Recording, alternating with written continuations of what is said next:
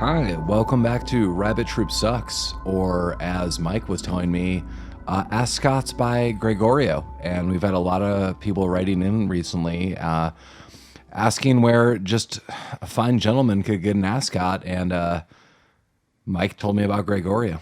Yeah. He does, but do you know the difference between velvet and velveteen? I mean, you're saying Gregorio does, right? He does. Yeah, I do not. No, well, a real gentleman would. I'm just a simpleton. Yeah. with a little to no understanding of ascot and ascot culture. Mm-hmm. But we are Rabbit Troop Sucks. Yeah. And you're listening to us. Mm-hmm. We're a podcast about ascots and obscure ascots. Unappreciated ascots. Yeah, I mean, you can't just be Fred and Scooby-Doo all the time. You gotta explore the world. Get out of the van. Yeah, that's true. We did it. I hear that new Scooby-Doo show sucks.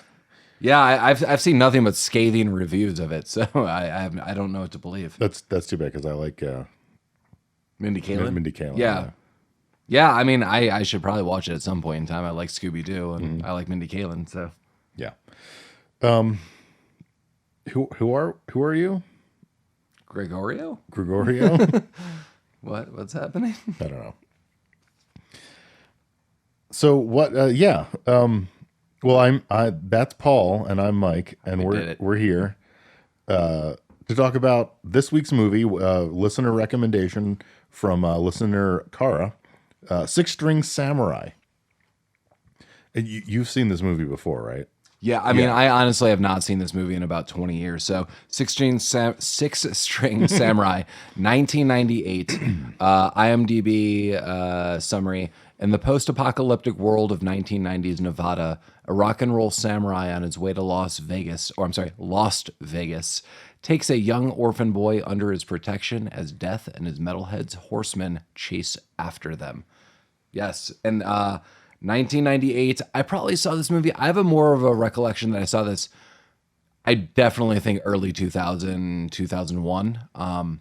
Definitely not when it first came out, but somewhere in the zone. And you said you saw this as well at some point in time, right? Yeah, probably right around that time. A previous guest host, Chris, and I watched this movie because this was definitely like right up our alley. This would have come out like right at the tail end of our high school time. Was Chris supposed to be on this podcast? Chris, where are you? Phone in. We're taking real-time calls, Chris. I don't know if Chris is a listener. He wants to be a listener. Other than a host. He wants to be a listener. Yeah, so I mean, I saw this movie, I enjoyed it, and to be honest, I kind of forgot that it existed. So I'm grateful for the recommendation to bring it back into my world because I will spoiler alert, I did enjoy watching this movie again. Oh, really? I did, yeah. Wow. I remember the gist of the movie, like basically start to finish, like what does happen, but like all the scenes. I couldn't have told you 20 anything. plus years. Yeah. And going through them, Mike and I just watched this, and I thought Mike's gonna hate some of these scenes. So when your surprise was not that I liked was more that I liked it. Yes. Did you enjoy watching it? I did. Yeah. Okay. I again kind of knew what I was getting into Right. with the vibe of this film, which we'll definitely discuss. One thing I knew for a fact, though, that would not disappoint: the soundtrack through the entirety of this.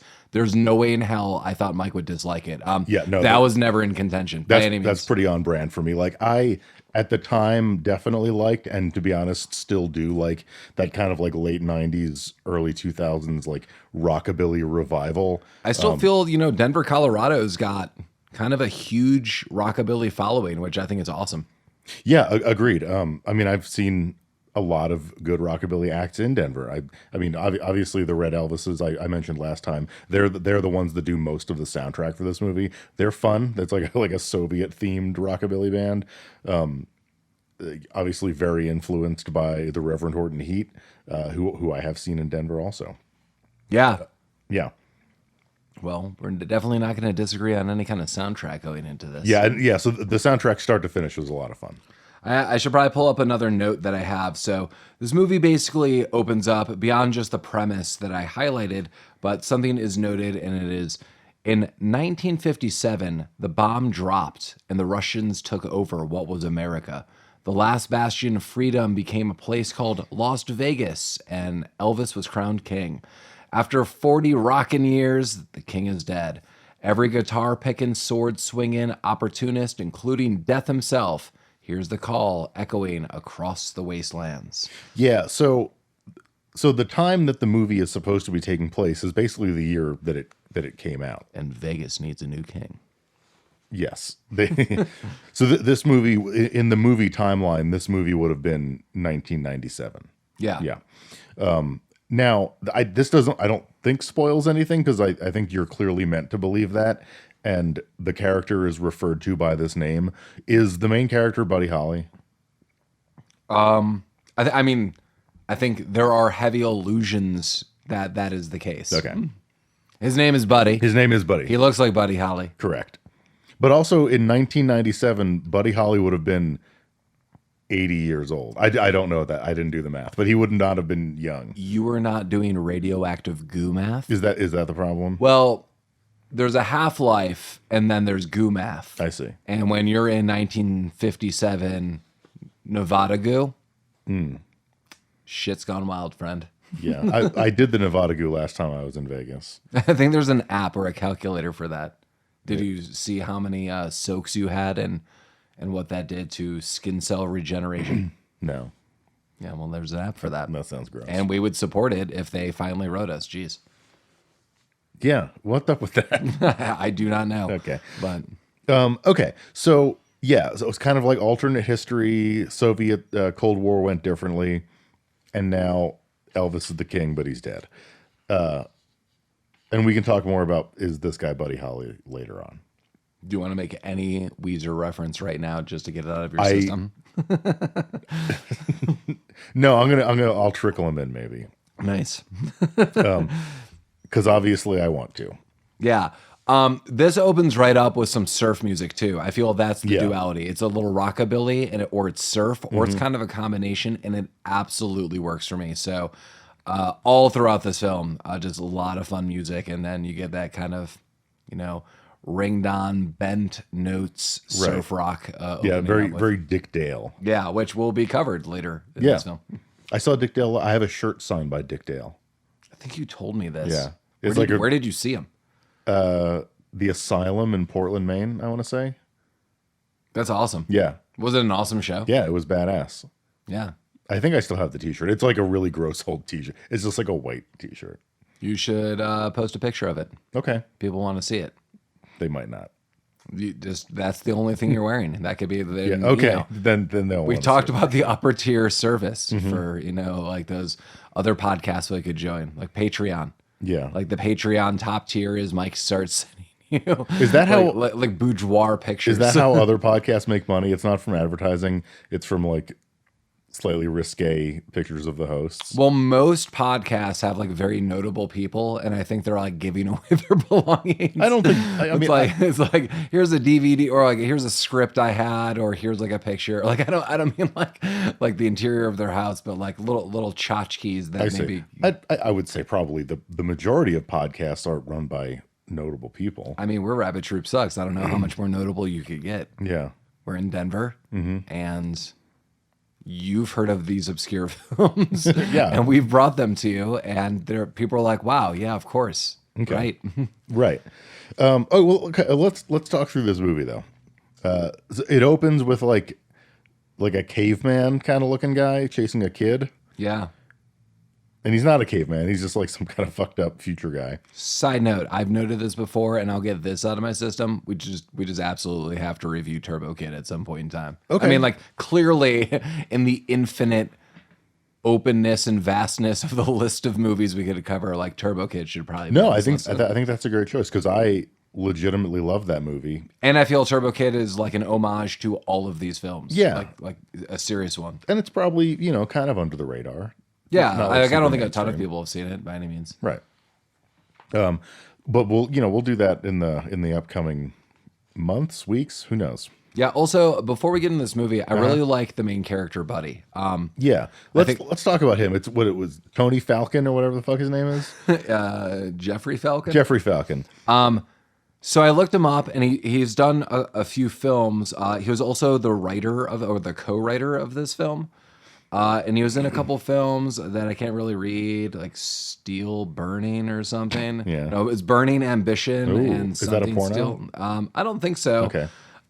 He is a martial artist, right? Like that's his deal. Yeah, and this was his last film, and then I just did very, very quick Google searches, and people were like, "I think that dude lives in China." And someone wrote, "He has a Chinese wife. He lives in China, and he does business there." Like that was verbatim. Like that wasn't Does like business. Yeah, I was just like, oh, okay. Like, what does any of that mean? I have no idea what that means. I would love to know just a little more. I don't know. I thought this dude was cool all throughout. He's very stylish. I have a lot of notes throughout that, he's wearing this suit. It's almost like watching what I think some people would make Cowboy Bebop into. They'd be like these fight scenes with a guy in a suit and a sword, like they're little Cowboy Yeah, no, Bebop-esque. actually, I didn't even consider that, but you're absolutely right.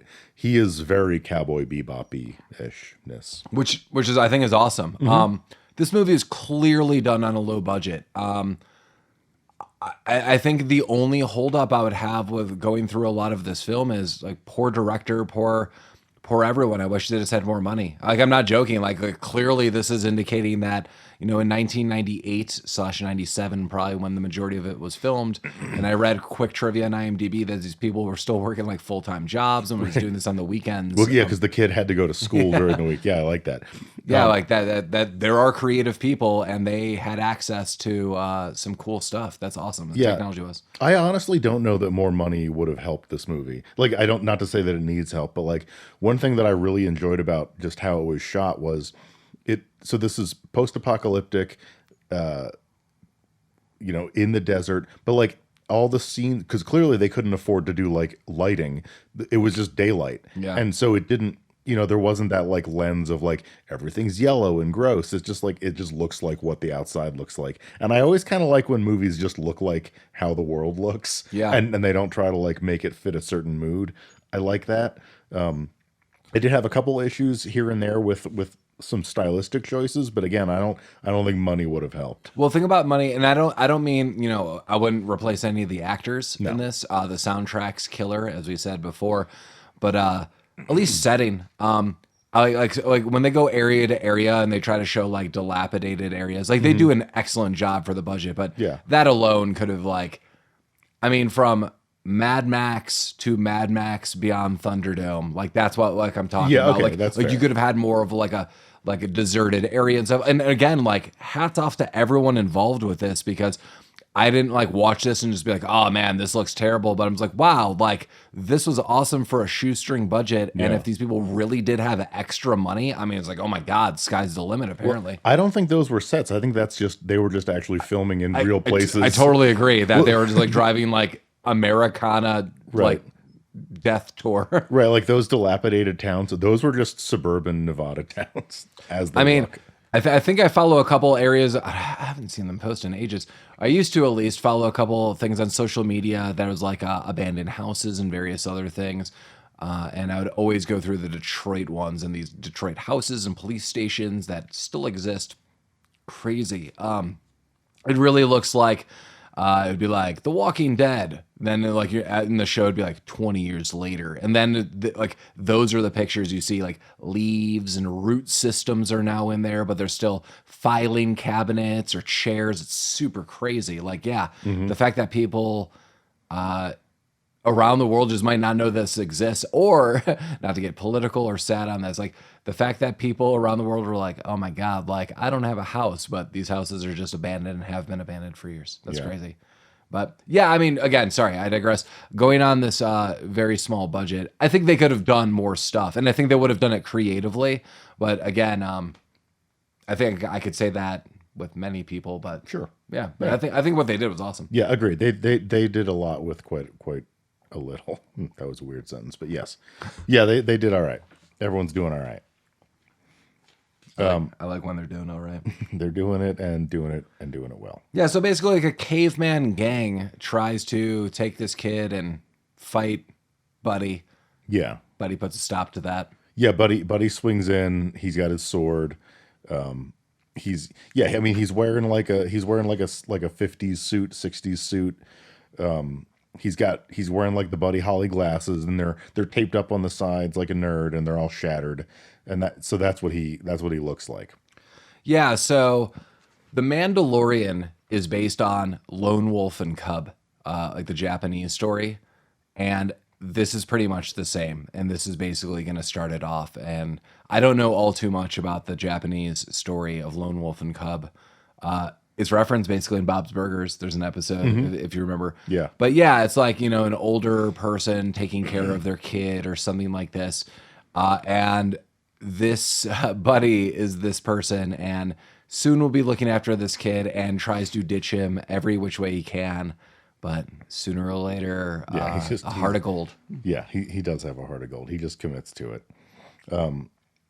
So we see him defeat the caveman, kind of save the kid, and then off in the distance we see what we learn is death, like the actual, like not biblical character, but like what mythological being of death. One of the horsemen. One of the horsemen. Yeah. He's wearing a top. He's Slash. He's Slash. Yeah, he's dressed like Slash. And he's got his three minions, the snake pit, I guess. Yes. So he also has this veil, like this black veil. Yeah. And I feel it's done well. And this is, you know, the limitations of, you know, the lighting that Mike noted. There's a lot of this dark backdrop, and you just see this veil, like this faceless character. And as I said, like they do a lot of creative things with the filming. And every now and then you see that like skull flash, like under the veil. And they did a good job with it. It looks badass. I was like, oh my God. Yeah, but he's got his dope top hat. He's got like it's Stratocaster. He's got a white Stratocaster. Because everyone's trying to get to Vegas to be the new king. So all the guitar slingers are en route. And yeah, side note, I don't know too much about the Martin guitars, so I had to actually look this up. And there was a controversy that they're saying this is a 57, but a lot of people are saying this is like a mid 60s Martin. I've never played. I mean, I've touched a Martin and maybe played it, but like that's not like I'm a Fender guy through and through. Even though I like Gibson and stuff like that. So I know nothing about this guitar. But apparently Death wants it. Yeah, Death really wants it. Everyone seems to want it. It's a popular guitar because it's a hollow body. Yeah. And apparently there's not a lot of those around. Not a lot of anything around. No, there's not a lot around in general. But yeah, so Death is like... Death is after him. We kind of see this. But I also note Death and his posse. They look like the Knights of Ren in the new Star Wars movies. Because in the new Star Wars movies, it's like Kylo Ren's crew who are all like gothed out in black. Oh, There's sure. always like these aerial shots where they're just like walking around in the desert like they're forming some like Tool cover band. I thought they were kind of like the Nazgul. Yeah, and so this is who these guys are, and they're saying like weird stuff. So I like these guys. So it's like the three lackeys. They all had like bows and arrows, and they were all kind of dressed like goth weirdos. I didn't like their voices. No, you want to know what movie it reminded me of? Was it you're talking about like the one that you hate? Yes. Yeah. Like Crime Wave. Crime Wave. Thank you. Yes, this was the only thing I really disliked about this film. Yeah. And I'm going to say this with a lot of praise throughout the film. Just when these minions talk, it's like, like we gotta go here. I'm like, whoa, like Death is pretty badass. And yes, things are silly in this film by all means, but this is like weird. It was too wacky. It's like all of a sudden it turned to Tom and Jerry for like a quick second. They do say a couple funny things. I just like literally the pitch of their voice. Yeah, I have no problem with their dialogue. It's just how it was said. Yeah. Yeah. That sucked. They should have done something different. Yeah, that was a weird move. Yeah. Okay, but anyway, so he saves the kid, and he's like, "Hey kid, I got a gig in Vegas.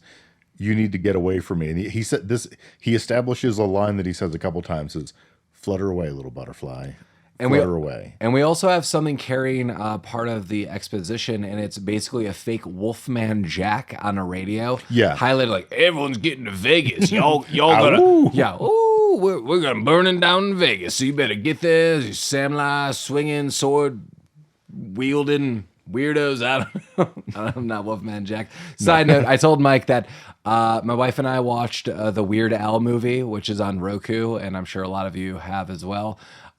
Jack Black plays Wolfman Jack as a cameo in that movie, and I just sent Mike an isolated picture of what Jack Black looked like. I don't even need to pull up the picture. I think of what I sent you probably once every other day. That picture is hilarious. No, there's wardrobe goals for me there. So hopefully next time we have any kind of Wolf Jack reference or cameo, Jack Black maybe could just stop by. So definitely open door invitation to Jack Black. Come by as yourself or as Wolfman Jack, or play a song. I mean, we're set up. We got some microphones. Yeah, bring KG along. We'll do the whole thing. Yeah, done deal. Yeah, so Wolfman Jack is kind of like pushing the narrative along. Buddy wants the kid to fuck off. He tells him some story about a spinach monster. Yeah, which is real, maybe. Maybe, yeah. They're walking through it. It's basically like the C-3PO R2-D2 scene from Star Wars, where they're walking through like some cavern. I don't feel right about this. No. R2. Maybe, move it. And he said, R2 impression. He draws a line in the sand with his sword, and he's like, if you walk past this line, the fucking spinach monster is gonna get you, and he's gonna make you eat spinach, and it's gonna fucking suck. Yeah, he's like, I think it was like, and you'll be in hell eating spinach. Yeah, in hell eating spinach. Yeah, well, I mean, obviously. Yeah. The kid doesn't listen, though. He just goes and like erases the line with his foot and keeps following him. Yeah, because the spinach monster, see you in hell, boy. That was the exact quote. And I don't think the spinach monster is real. And later on in the movie, there's an illusion that it is, but I think it's all in the kid's head, and it's kind of like his interpretation. Because a lot of the action sequences, Buddy tells the kid to turn around, and when he does see it, I think that's his like psychological interpretation of it. Right, yeah. But there are other villains later who are like freely talking about the spinach monster. Like, oh yeah, that spinach monster was all right. You know? I'm like, here's the thing, like, there's some weird nuclear fallout. I don't know what's going on. There could legitimately be a spinach monster. We don't, I mean, death is here for some reason. So so like anything's possible. Yeah. Anything goes. They make their way to a town because Buddy just kind of wants to get a little drunk. I think this one is like honestly called like Fallout Town. It might have been, yeah. No, I genuinely, I think you're right. And here we actually get to see the Red Elvises. They're playing. They're just hanging out and playing music in town. They want to kill him. They want to kill him and take the guitar. And we learn later it's because Death told him to. But Death also double booked it because he has a group of bowlers called the Pin Pals. Yep. Who are also there to kill him. None of this works out. The Pin Pals ambush Buddy when he's kind of like trying to have a drink out of a broken glass. And one of them says, "It's a nice tuxedo to die in." Yeah, I got that. I got that. I enjoyed that. Some of these doofy one-liners really worked for me. Yeah, you got the Pen Pals. Yeah. And so the Pin Pals all have like, they take out of their bowling bags like morning stars, like a ball and a chain on a stick. I don't know if that's actually a morning star. Do you know what weapon I'm referencing? Yeah, that's a morning star. Is it? I didn't know if it needed to have like spikes on it to be a morning star. I don't want to get into like the logistics of medieval weaponry conversation because I'm not qualified for it, but whatever. There's a face group for that, or Facebook group for that. Yeah, probably. But he kicks the shit out of him. He's a swordsman. He's a martial artist. At one point, someone grabs him from behind, and he does like a gold member kick where there's like a fake leg that just like kicks the guy in the head from behind his head. That was a bad description. Do you know what I mean? Yeah. And we're kind of establishing just how badass of a guy this guy is. And then the kid is basically standing there, and they start what they have is some kind of like telepathy almost. This is weird because I'm trying to split the 20-year ago version of me watching this versus the version now. Mm-hmm. So the version of that when I first saw this, 20 years ago, I was like, probably like whatever, like I probably wrote this off. But now this kid just like yells. Like there's no like, hey, help me or whatever. It's like, "Wah!" I hated that. Yes. Hear me out, everyone. So it's like, "Wah!" And then it's like a weird camera zoom in, and then they look at Buddy and they kind of connect, and they yell at each other, and he's like, ah. And only a parent could understand fully to the magnitude of how much you could fully hate it, Mike. How much? Oh no, I'm sure. Like I've had those standoffs with my child. No, I hesitate to say this in front of a parent of a child whose company I do enjoy, but like that the sounds that children make, I hate most of the time. No, that's what I'm saying. Like, okay, you could appreciate it, but like a parent would be like, "Oh no, yeah, that's the worst sound." Yeah, like you hate it. That's how I woke up today. Because like it's kind of a no, and yeah, no, and you better on you for it. It's not for me. Yeah, it's like it's kind of a whine. It's like yeah. And every time he does it, like my ability to have children goes away. My penis just retracts fully into my body. Like that yard tool outside where you just like wind up a hose. Yeah, it's that, yeah. Nice. But quicker. They sell that at Home Depot. Yeah. It's in the vasectomy section.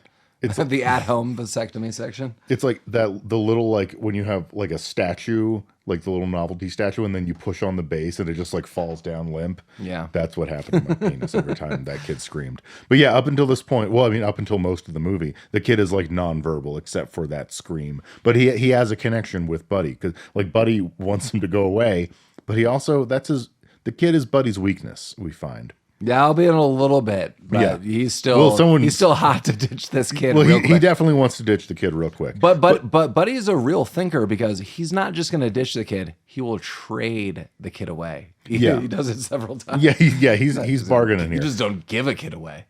But the kid kind of hooks him up. The kid actually just steals a car for him. Yeah, that was nice.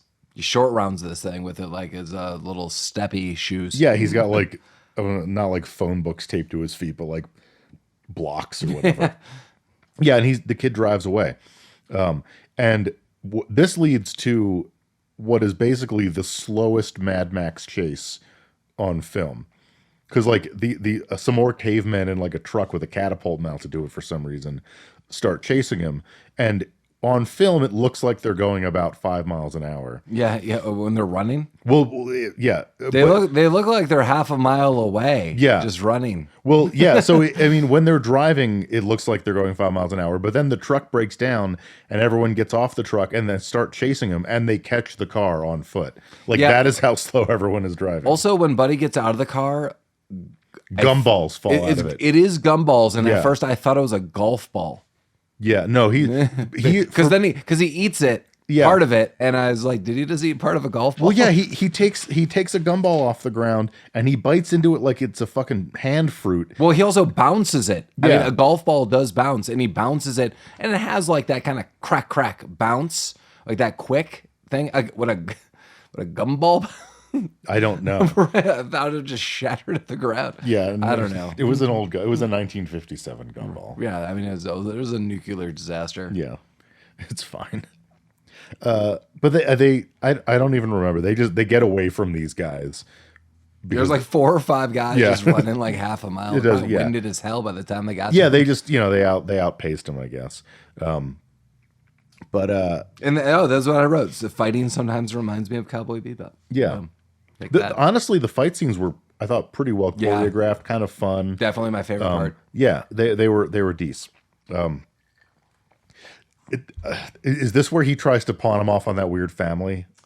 Let's see. I have a couple side notes. Okay, where, let's talk about that. I kind of jumped the gun earlier, but I was like, this is where like this fake Wolfman Jack is there, and he's kind of guiding this.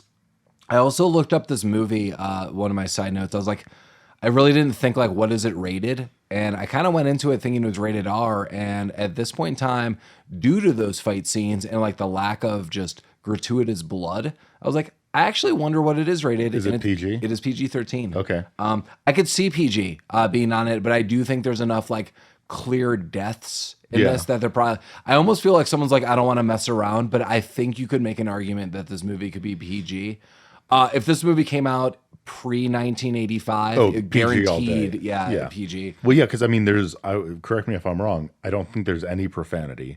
I don't think there's any blood. There is like a blood on, like there's not.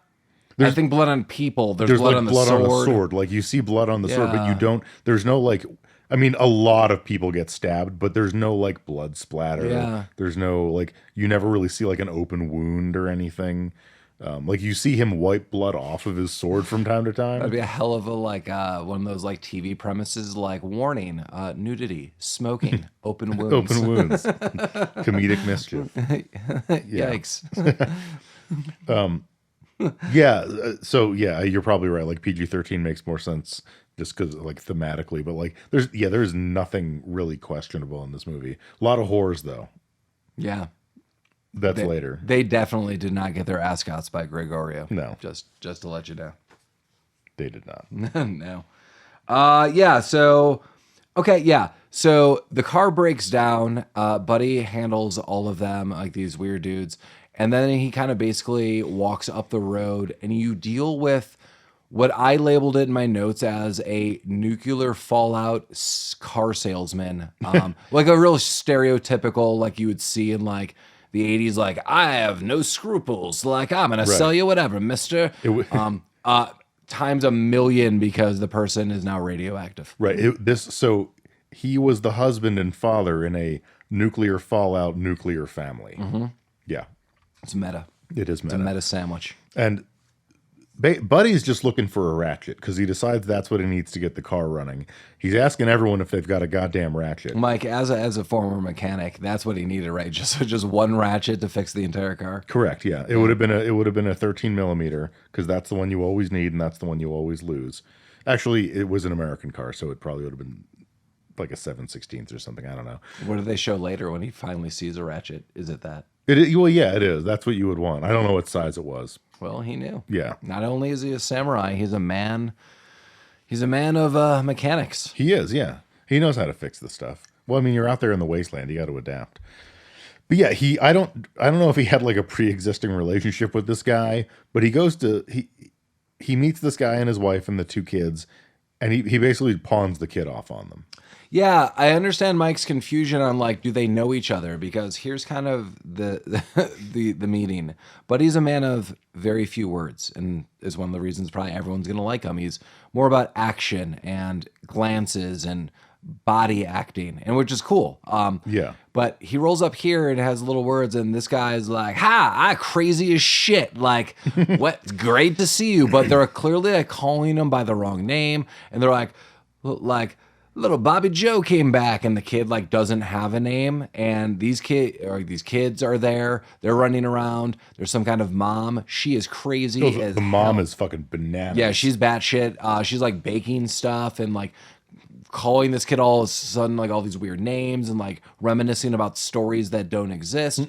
And I don't even know how this is like fully bartered. Like I was writing notes, but all of a sudden I look up and like, Buddy's like, "Bye, kid," and he's like. Traded him for like booze. Yeah. It was like a big old bottle of brown booze. Yeah. Well, he was thirsty. Brown Booze, the sponsor of Rabbit Troop Sucks. Is it 2057 and you're feeling thirsty and nostalgic for old films? Try Brown Booze, Mike's favorite.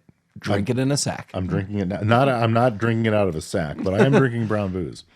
We could get Rabbit Troop Sucks sacks. Okay. Do you have a sack for all occasions? Do you have a sack for all needs? Rabbit Troop Suck Sacks. The old suck sack. Wow. Boom. So write in if you have merch ideas. If you want the sack, let us know. Kitten mittens. Kitten mittens. Are you smitten with your kitten mittens? They'll love the Rabbit Troop Suck Sacks. Okay.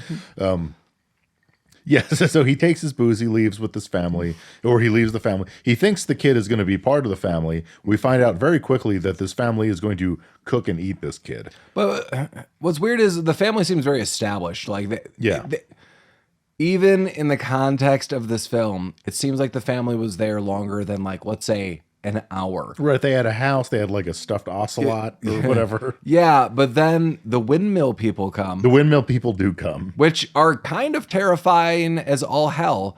Yeah, they're wearing like spacesuits. They're wearing spacesuits with office-sized water jugs taped to their backs with hoses and in a cloud of mist. I noted in a lot of this, I don't remember if we may have seen this together, Terry Gilliam's Time Bandits. I would assume you've seen Time Bandits. I've seen Time Bandits. I don't know if we've seen it together. This movie has little parts that remind me of Time Bandits, certain sensibilities and what's said. Time Bandits also has like weird patches of smoke all throughout the film, and like this movie does too. And this starts happening with the windmill people. But they pan over to a buddy who is just straight up just drunk like on a bench in a house. Right. But then he comes back. It's worth noting that when they say, "Oh shit, it's the windmill people," and it's like a windmill farm, like for power. That's where they're coming out of. That's why they're presumably called the windmill people. Yeah, not like a Dutch windmill. I don't know if that needed to be said or not. What was it? Was it like Ping Pong Summer where he did a windmill? Did it seal the deal? Yes. Did someone have a cigar? Even the bus driver said so. Is there a bus driver in this Fallout alt future? Probably. I guess past for us now, but yeah, I don't know. We'll never know. Yeah. So the windmill people come. The family gets the fuck out of there and leaves the kid in this cauldron that they're trying to cook him in. Yeah, so they're clearly like nomadic in what they're doing, and I just did not get that from I didn't. Like, I mean, I know, and it was kind of nitpicking a little bit, but I was like, where are they going? He's like, the windmill people. And they're just like, oh, they're like, bye, kid. Yeah. And this is crazy. I was like, aren't you going to at least take the kid and eat him? Because they were about to eat him. Sorry. Yeah. Like, they were. We didn't say that. Like, I was like, why wouldn't you take him? Because that's going to feed your family probably for the next like handful of days. They got the fuck out of there. But thankfully, Buddy shows back up and kicks the shit out of the windmill people. Oh, they go down. They go down quickly. Well, they're clunky. They're in the space suits. They got the water jar. Yeah, he's slicing. He's dicing. Mm-hmm. That's all I wanted to say about that scene. Yeah, fine. I've been waiting for it. They're slicing was he making Julienne fries? He was. Okay. And they basically are screwed with the car and transportation. Yeah. But the kid magically kicks a motorcycle back to life. Well, yeah, Buddy sees this motorcycle and he tries to start it and he can't start it. But then the kid goes over. I think the kid just turned the key. I think it was just the key wasn't on. I feel like half of what you said is like the opening lyrics to a hip hop song you could write. Like, okay, he can't start it, but he could start it, but the kid started it. The rhythm is the bass and the bass is the treble. Boom. Yeah. But he finds this motorcycle and he starts it and they're like, fuck yeah, we got a motorcycle now. And he cries forever for a moment before that kick, going back to yeah, this is the longest Yeah. Long and now we get a kind of update of where we're at throughout the film. I think it starts here, but we start seeing periodic signs in this first one. I think it's the first one, 214 miles to Vegas. Mm-hmm. And we start seeing, and the closer they get, the closer they are. I noted these kind of sequences remind me of Fred Savage and Jenny Lewis's The Wizard. Just a little bit of the road scenes, like being on a bike and breaking down, finding other kind of transportation. Clearly also where they're at, like very similar locations in the United States. Just a little bit. Yeah, no, and we also see kind of Death has established that he wants to be the king. And we have kind of a montage of Death killing other guitarists that are on their way to Vegas. Did you pick up any similar movie vibes to this? I have a very direct note on what this starts reminding me of. No, what do you got? I feel Death is pulling a Highlander. Like, he wants this guitar. There could be only one. So he's like the Kurgan. Yes. Okay. Like directly he is, because you see little montages and little like snippets here and there where other guitarists are being slain. Right. He like looks at their guitar, is it worthy or not? He doesn't want any of their guitars. Yeah, and he only wants one. Guitar. But he like jumping farther ahead. He later is like, you're the last. Like, it was like the last roadblock, because he's like, he says something like, once I'm done with you, I could be the king of Las Vegas. Mm-hmm. It's very Highlander. I don't mean that as a diss. Like, it's fun. Like, yeah, like Death has a stake in the game. He's taking out the competition. Yeah, he's like, I'm super metal. Like, this rockabilly guy could go screw. Metal's in town. Let's talk about that for a second. So one thing that I was curious about, if in 1957 Russia dropped a bomb on America and this is what the world has become, I don't feel like heavy metal music would have existed. I think that's Death's plan. He's gonna let people in on the metal. So Death has pioneered heavy metal music. Yeah, so I'm saying this like plain as like yeah, Dummy. Of course he said. Yeah. You haven't read. Do you even know? You haven't read the lore. Do you even shred, bro? I think what I'm gathering is whoever does get to Las Vegas. I thought there was like a competition you had to do stuff. Apparently, you just got to like. You just got to get there. Like, yeah. if you can get there, but whoever does that, like your music is in charge. And I thought there was like a bit of an illusion that Death says later on, like I'm going to like mainstream metal for the masses. In that case, I'm on Team Death for this because I think that'd be great. Yeah, great. Yeah. Yeah. I'd be, hey, buddy. Yeah. Also, Death doesn't kill kids. I kind of appreciate it. They, like any guitarist, whatever, he's slaying them. But there's moments where like he actively will not kill this child. Yeah. He mistakes someone else as a child and doesn't kill him. I'm like, all right, Death. This is like, hey, like if you're my competition, I'll kill you. I want everyone to listen to metal. Dope. Right. Yeah, Death is an all right guy. Yeah. So Buddy and the kid pull up to like another town. This is Fallout Town. This is Fallout This is where I got. Okay. Sorry to jump the gun. I'm going to say the other one was Cantina Town. Canteen. Okay, no, you're right. And once again, he pawns off this kid with the first guy he sees. Yeah. These. Yeah.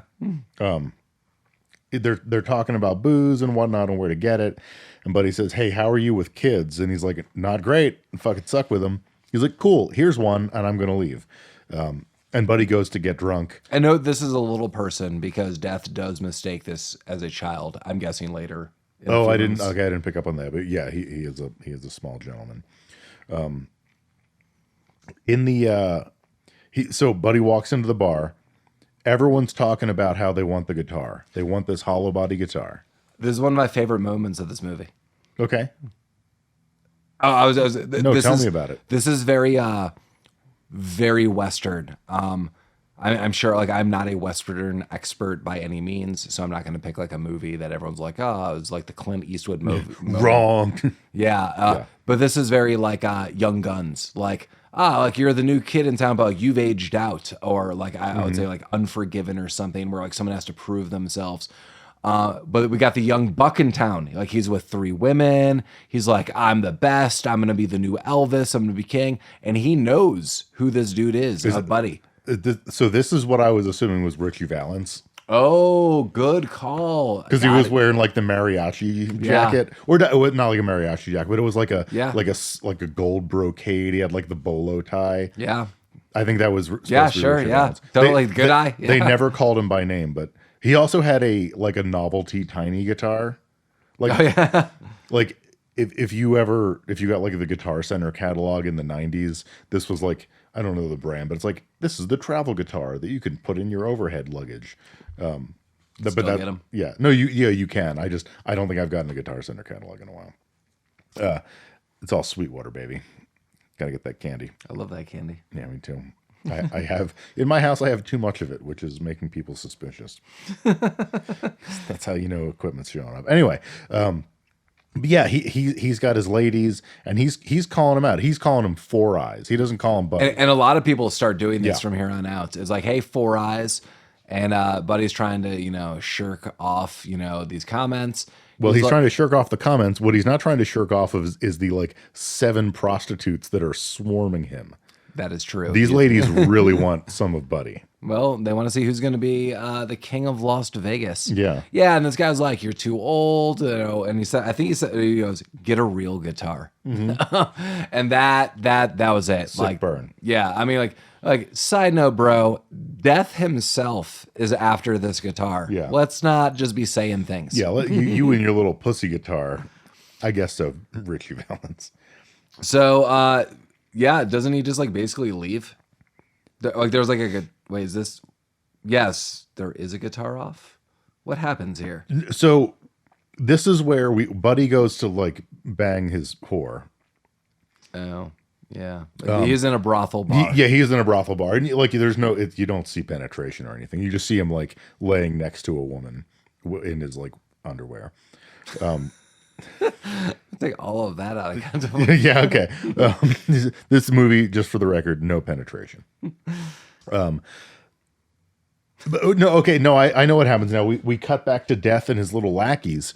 And this is when one of his lackeys says something that I really love. They realize that this kid is the weakness. Yeah. and one of the lackeys goes, the boy makes him very uncool. Yeah, I wrote that down as well. Yeah, very uncool. But what does he do in the bar?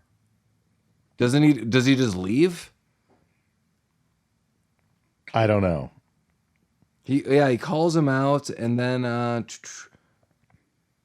oh, that's right. There is a fight in the bar. So he starts fighting. There is a bar fight because there's two appearances of this dude calling him out. Oh, yeah. There's a desert scene, which comes that's up later. Okay. And then the bar scene, this guy's like, yeah, you're too old, blah, blah, blah, get a real guitar.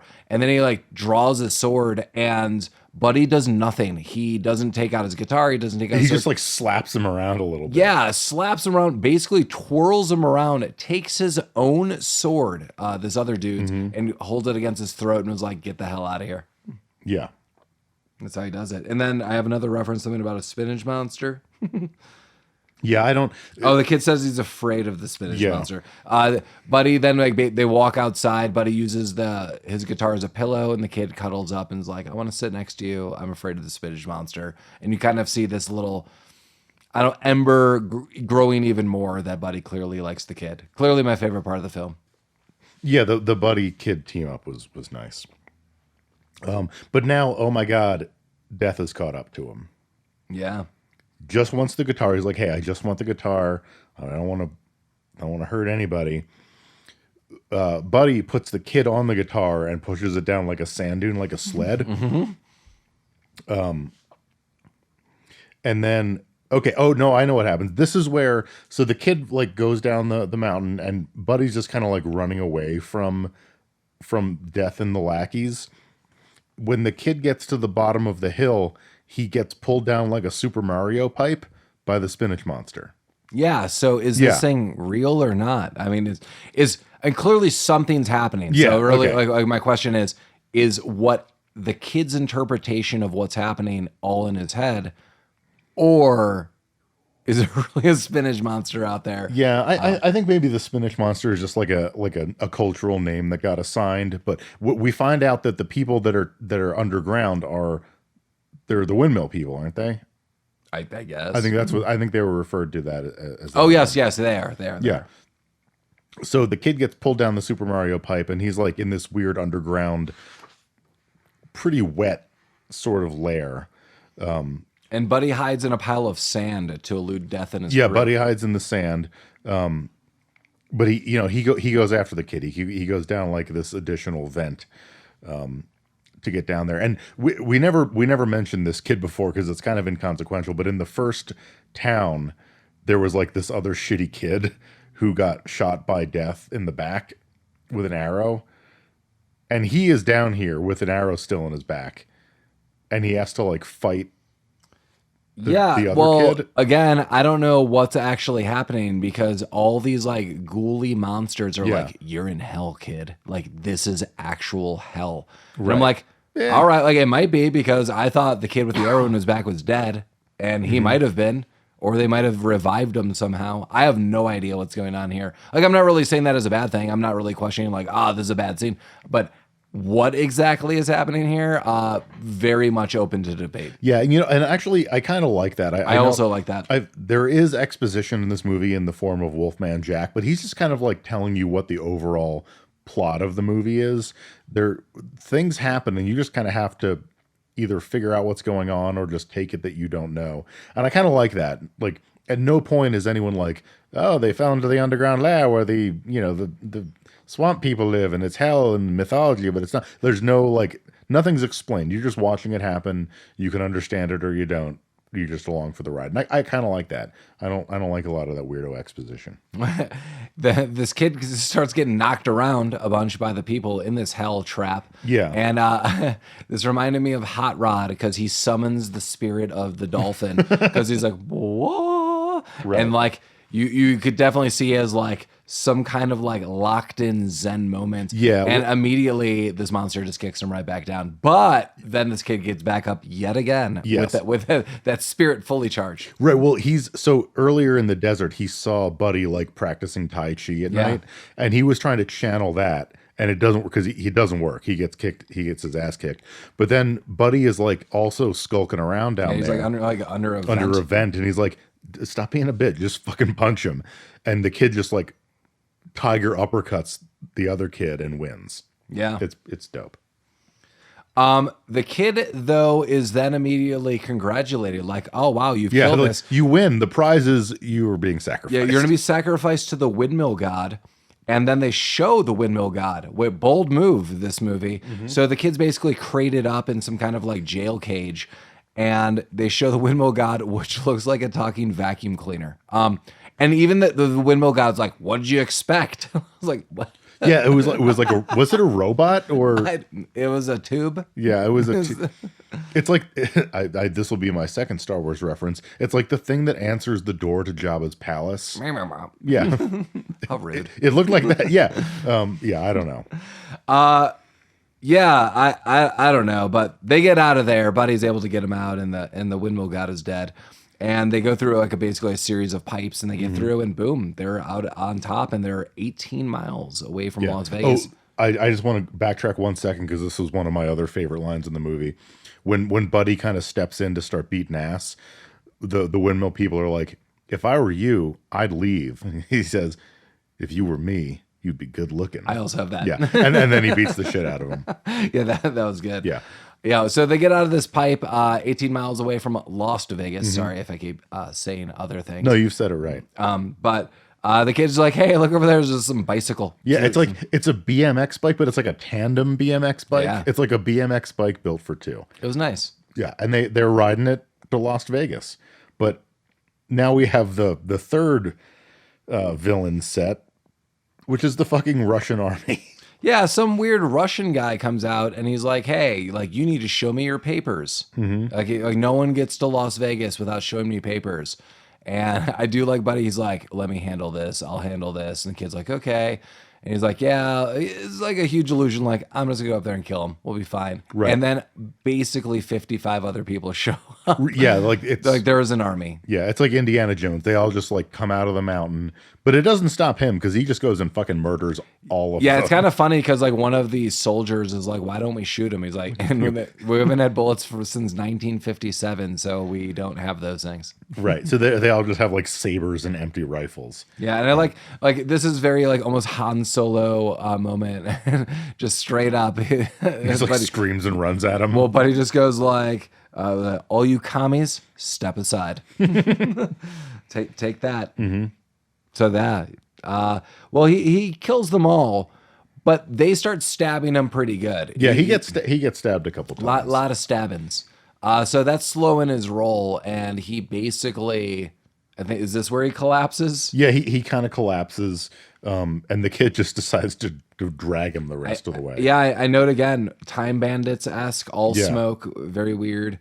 Yeah, he's Buddy is unconscious, and the kid is, like dragging him up. But then he has to go back and get his guitar. Like it's futile. Like it would take forever. Yeah, he drags him 5 feet. He runs back, gets the guitar, brings the guitar 5 feet ahead of him, starts dragging him again. Like it's a whole thing. And Death rolls up. Death seizes vantage point and rolls up. Yeah, Death. Yeah, there's a little bit of a death ambush. Buddy does wake up throughout all this. And the henchmen have like arrows drawn on the kid, and they say like, you got to bring your guitar and your sword up here, or we're gonna shoot this fucking kid. And he does. He brings it up there. But then Buddy gets back up. Well, yeah, but Buddy brings he kind of crawls up the hill with his guitar and sword so that they don't shoot the kid. But now we find out that Death wants to have a guitar showdown for. It was originally meant to be for the guitar, but now he's like, you know what? Your weakness is this kid. We're gonna have a guitar showdown for the kid's soul. Yeah, bold move. And this was pretty dope. The devil. Yeah, you know what story this is. Yeah, the devil went down to Georgia. Death is like shredding some metal on his Stratocaster. Sorry. I can't make that mistake in this company. Yikes. And Buddy is like shredding some fucking surf rock on his Martin. Yeah, it's really fun. It is really fun. And then eventually, like, he basically overpowers him. And they shoot all these arrows, and whatever he's doing, he's playing this like very kind of jangly melody. Yeah. It's very slowed down, and it's more like, you can't hit me. It's like I'm using the Force, bro. Yeah, exactly. Like he's just Death gives up, and he's walking towards him playing guitar. Arrows are raining down, but nothing's hitting him. But then the kid runs up, and that is his weakness. Buddy, fucking kid screws everything up again. Buddy stops playing, and then is just assaulted with arrows from the sky. He is the pincushion, and he's taking it all. He is taking it all. But like he's taking it all, but he's also like he grabs the kid and like shields him from all these arrows. Yeah, so Buddy's still kind of alive, barely, you think? And Death rolls up, and the kid's like, no. And he's like, yes, I am Death, and this is going to happen. And the kid spits on him, and Death's like, no, I don't like this. I'm smoking a little bit. Yeah, do not like, spit on me. It hits his hand. It's like, yeah, and then the kid takes out a water bottle and sprays him down like the witch in the Wizard of Oz, and he just melts. Yeah, he fucking melts. And he's gone. And they look back, and Buddy just was bring out another Star Wars reference. Yeah, no, he Obi-Wan'd himself. Like he's gone. It's just his clothes. Just his clothes and his glasses. Yeah, and his glasses. And the Death's lackeys show up. They hand the kid a business card and say, if you ever need a band, you just give us a call. And then they leave. Let's go back to Star Wars really quick. Okay. What happened to Obi-Wan's lightsaber? Who has that? Darth Vader picks it up. Yeah. What does he do with it? He sticks it right up his butthole. Wow, that's not good for your health. No, it's I am sure there's probably 55 comics about that. I just thought of that. Dude, we shouldn't have even said this, because now all the nerds are like, well, if you reference the extended universe novels. Reference it. Send Mike all of your references. Compile that for me. Yeah, what does happen to that? I guarantee you there are comics that reference that. Someone's got to have Obi-Wan's lightsaber. I can't believe you don't know this. I think that I love Star Wars, but that's like way too deep. Like that's like not. I love Star Wars the movies. If we're leaving those movies, I don't know what to tell you, or the cartoons. But like the series of books and comic books, like this would be endless.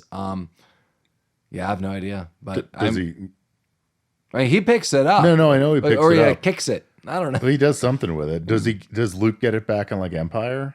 No, Luke has to build his own. Well, in Empire, Luke loses his lightsaber. Right, because it falls out with his goddamn hand. Right, and then in Return of the Jedi, he's constructed his own, and now it's green. Out of fucking kyber crystals or whatever. But it's not blue anymore, it's green. Right. And like Darth Vader's like, even looks at it like on that like Endor planet, he's like, oh, you made your own lightsaber.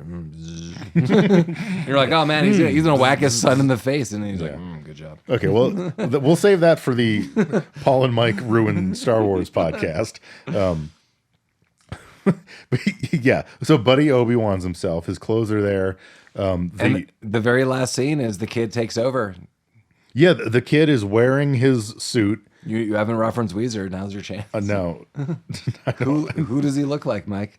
He looks he looks just like Buddy Holly. He does. And he's got the guitar and sword, and he's walking right into Las Vegas. Death wanted to destroy his sweater. Yeah, he's walking into Las Vegas. Lost Vegas. Yeah. And we see they kind of like do the double exposure. We see the kid wearing the oversized tuxedo, but then it's like it fades and it's Buddy again. Yeah. Some of the trivia I saw on IMDb that this was intended to be a trilogy. Yeah, I saw that as well. I would have watched every single part of this. Honestly, yeah, if they had made another movie where like the kid is in Las Vegas doing whatever, sign me up. Hope someone makes a sequel to this movie. No one's going to make a sequel to this movie. Well, yes. Well, that's probably unfortunate. You and I will have to fund this. But I mean, think about all these old like wandering, like blind swordsman type Japanese films where not the same actor played the lead. So like maybe one day someone will be like, I'm gonna make a sequel, but it wouldn't be like a direct sequel. It'd just be like, here's another wandering buddy It's like film. like Kung Fu: The Legend Continues, but just like a different actor. Like that was the Blind Swordsman film. It would be like same concept, but like 40 years later, a different actor played it. It's just like this is another story in this guy's chronicles of his life or something like that.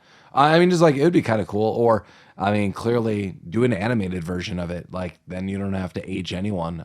Maybe the voice actors would just be the actors that you honestly like this. I don't know the guy's name because I always forget. Whoever did Samurai Jack, like have him do this. Oh, that'd be awesome. Yeah, just like a Buddy Holly character that doesn't really talk and beats ass with a sword. Yeah, I'm in for that.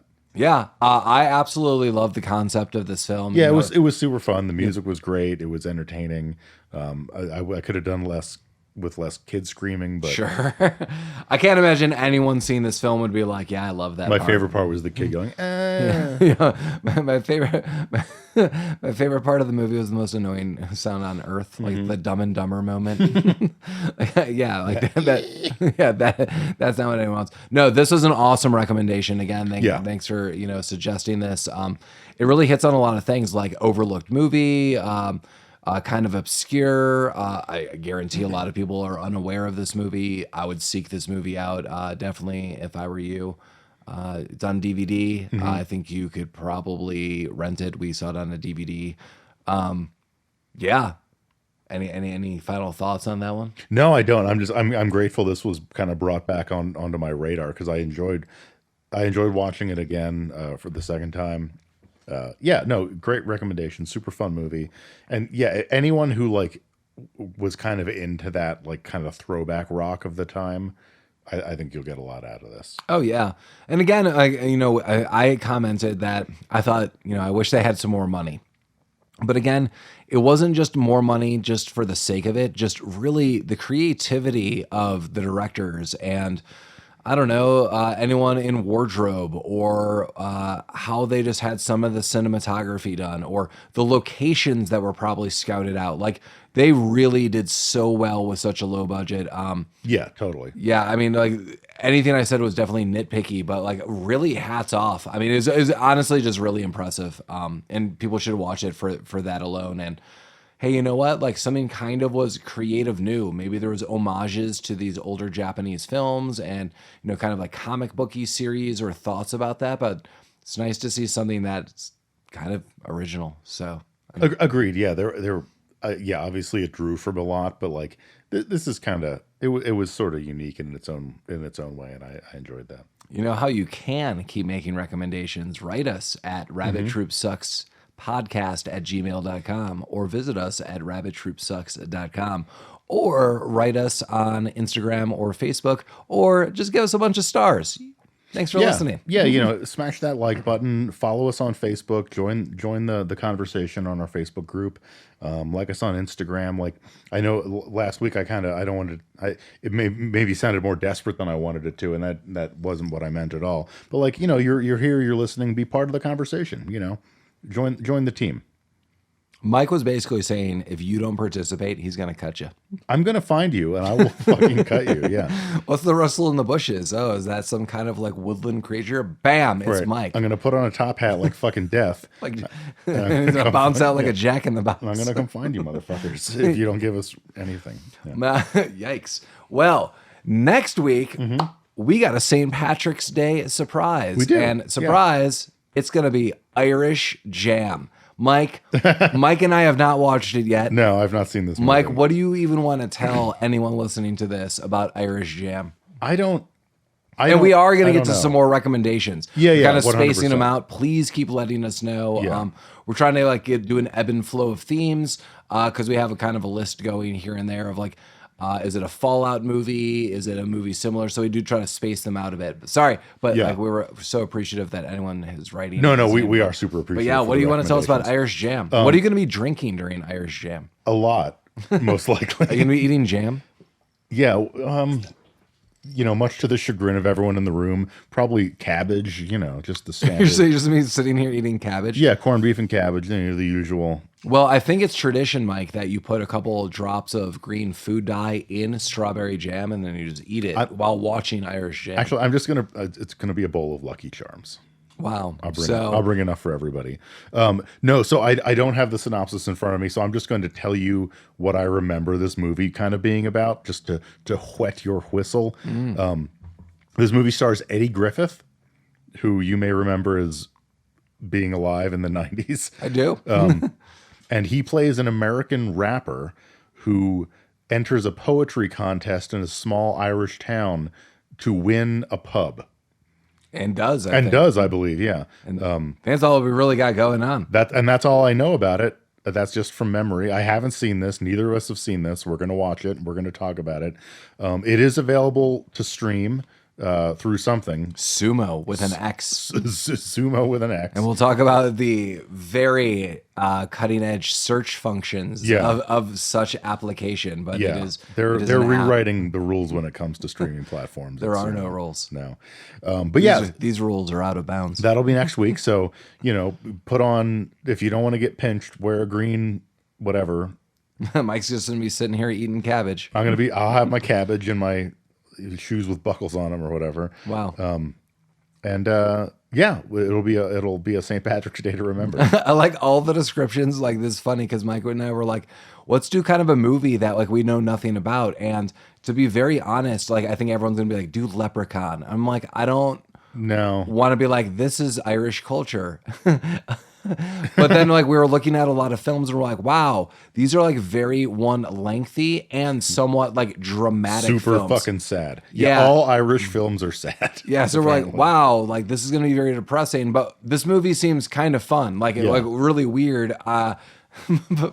But there's a lot of Lucky Charms references by Mike, and I'm like, oh my god, that's why we chose this other film. Yeah, there's going to be a lot regardless. Well, I mean, hindsight being what it was, we did Grabbers for fucking Thanksgiving last year. That's an Irish movie. That would have been a good choice. Yeah, Grabbers is go back and listen to our episode of Grabbers. Yeah, you can let it grab you. Do a double feature. You'll have Grabbers and you'll be grabbing them with both hands. Someone's got to.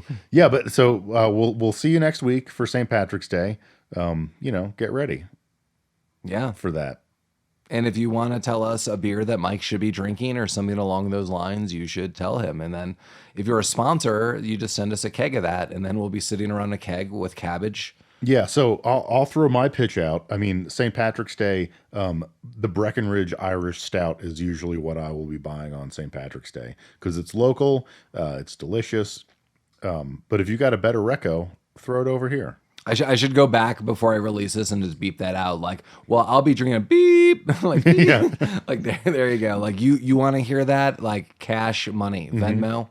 Yeah, PayPal. we'll overdub whatever you pay us to overdub over that. So, yeah. Yeah. Well, until next time, we will see you, i.e., talking to you. We will sound you. Yeah, in your ear holes. Next week, Rubber Troop sucks.